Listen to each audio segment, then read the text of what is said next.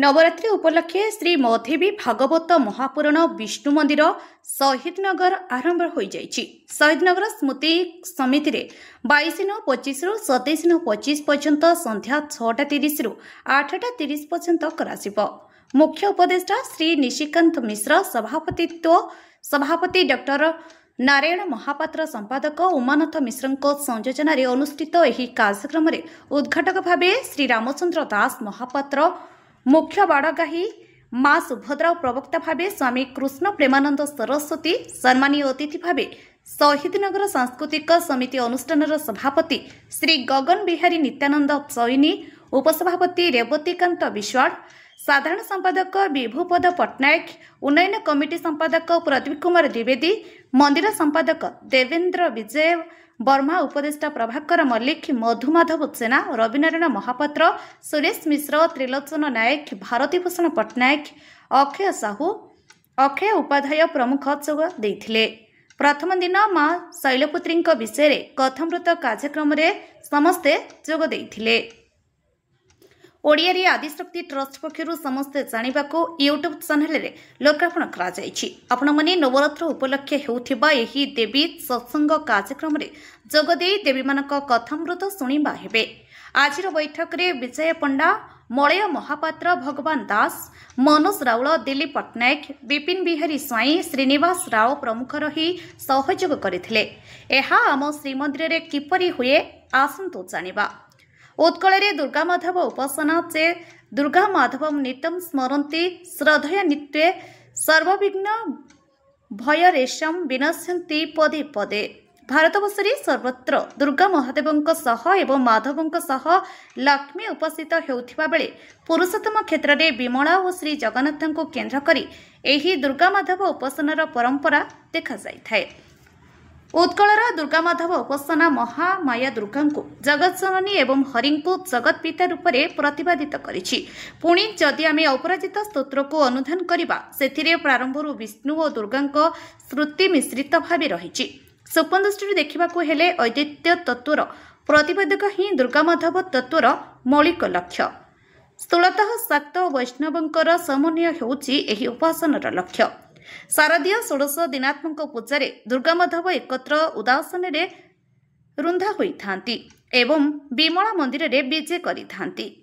प्रथम 8 दिन दुर्गा माधव विमला मंदिर को विजे होइथांती। आश्विन शुक्लपक्ष प्रतिपद ठारू नवमी पर्यंत प्रतिदिन दोलमंडप साहिर नारायण मंदिर को रथरी रथयात्रा करिथांती।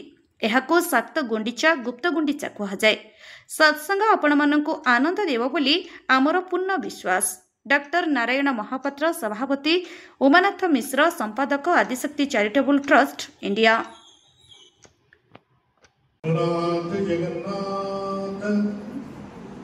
मद्गुरु जगद्गुरु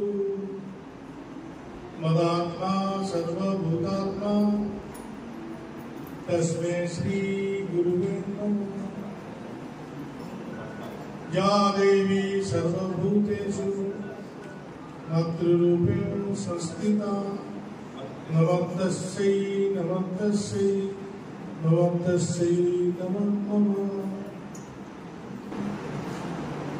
मां अनंतम अंकर कथा अनंत आदिशक्ति चैरिटेबल ट्रस्ट तरफ नवरात्र प्रथम दिवस प्रथमे मां का चरणारविंद रे प्रणाम जनाऊँ। आमे जो विष्णु महाप्रभुंकर मंदिर रे प्रांगण रे मां कर नवरात्र देवी भागवत कथा आरंभ करुचे। तार शुभारंभर मुख्य नायक होचंती आमर बंधु नारायण भाई एवं यार मुख्य आचार्य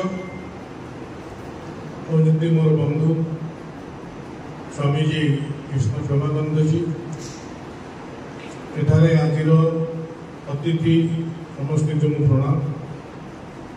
गोटे कथा आम जेहेतु सनातन धर्म आमर हूँ आम हिंदू आमर सनातन धर्म हूँ मुख्य। सनातन धर्म भितर जगन्नाथ को जी भल पाइबा, कृष्ण को जी भल पाइबा, राम को जी भल पाइबा, माँ आदिशक्ति माँ देवी को सेतिकी आम भल पाचे।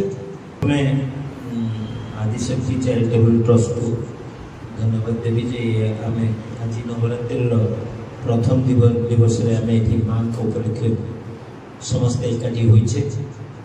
आम गहन जो मैंने अच्छा मान्यगण्य व्यक्ति अतिथि समस्ते आओ मोर माँ पाखे प्रार्थना जे से आमको एमती आशीर्वाद करूँ। आदिशक्ति चैरिटेबल ट्रस्ट ये समस्त सभ्य नारायण बाबू नेतृत्व में उमा नारायण बाबू समस्त जी भी अच्छा गोटे मन गोटे कम ये संस्था चली एक मन एक प्राण एक लक्ष्य एक लय ये रही आमर मुख्य जिनस।